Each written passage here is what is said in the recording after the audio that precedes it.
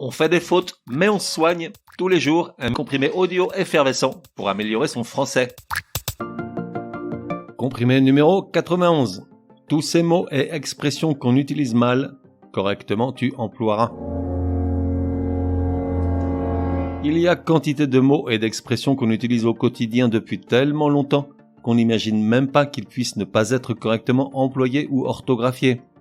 On en avait étudié de près quelques-uns dans le comprimé numéro 44. Poursuivons aujourd'hui avec une nouvelle fournée. Malpoli. Oui, je sais, ça surprend, puisqu'en gros tout le monde utilise l'adjectif malpoli pour se référer à quelqu'un de grossier, de mal élevé. Or, le mot n'apparaît pas dans tous les dictionnaires, et dans ceux où il figure, il est déclaré familier ou populaire par l'Académie française. Notre vénérable institution recommande d'employer plutôt impoli, beaucoup plus élégant, tu en conviens. Pécunier et son féminin pécuniaire, P-E-C-U-N-I-E, accent grave, R-E. Lorsqu'on aborde des sujets qui ont un rapport avec l'argent, il n'est pas rare d'entendre ou de lire ces deux mots.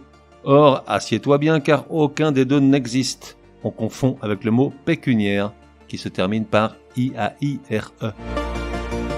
De suite. L'expression de suite signifie d'affilée.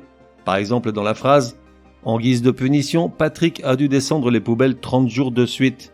Très bien. Là où ça ne l'est plus, en revanche, c'est lorsque « de suite » est utilisé en tant que synonyme de « tout de suite, immédiatement ». Par exemple, « Patrick, tu as descendu les poubelles ? J'y vais de suite !» Mal.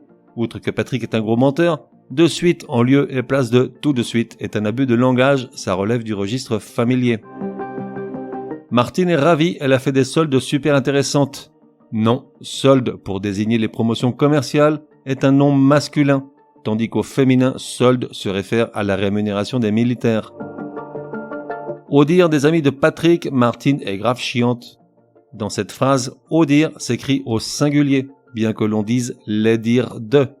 À noter que la formulation au pluriel est malgré tout défendue par certains linguistes. Faire bonne chère. Cette expression signifie bien manger, faire ripaille, se régaler. Et pourtant, chère ne s'écrit pas C-H-A-I-R, comme le voudrait la logique, mais chère C-H-E, accent grave R-E. L'expression remonte en effet au Moyen-Âge. À l'époque, elle voulait dire faire bon accueil à ses invités, car chère venait de cara en latin, qui voulait dire visage. Enfin, le bas blesse. Cette expression veut dire là où ça fait mal, là où ça crée un problème. Car le bas étant le dispositif en bois placé sur le dos des bêtes de somme, il peut causer des plaies à l'animal s'il est mal placé ou fixé. Or, bas s'écrit B-A accent circonflexe T, pas B-A-S, comme on le voit souvent écrit dans cette expression. Résumé du comprimé numéro 91. Pour que ça rentre, tous ces mots ou expressions dont il faut se débarrasser ou corriger. Malpoli, il est recommandé d'employer impoli, malpoli étant au mieux familier pour certains dictionnaires et inexistant pour d'autres. Pécunier et son féminin pécuniaire, qui se termine par IE accent grave RE, n'existe pas. On confond avec le mot pécuniaire, qui lui se termine par IAI-RE. De suite.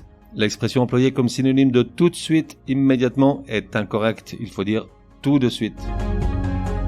Les soldes, qui désignent les promotions commerciales, est un nom masculin, donc pas de soldes intéressantes.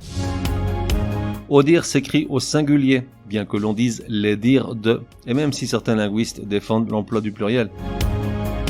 Dans faire bonne chère, l'expression qui veut dire bien manger, chère s'écrit C-H-E, accent grave R-E, et non C-H-A-I-R. Enfin, dans le bas blesse, bas s'écrit B-A, accent circonflexe T, pas B-A-S. On fait des fautes, mais on soigne, te donne rendez-vous demain pour un nouveau comprimé, au moins aussi énervant que celui-ci.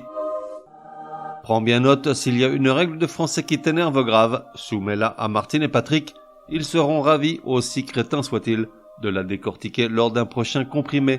Pour cela, une seule adresse, contact@uncompriméparjour.com. Enfin, n'oublie pas de laisser un chouette commentaire et tout un tas d'étoiles sur ta plateforme de podcast préférée. Ça serait drôlement chouki.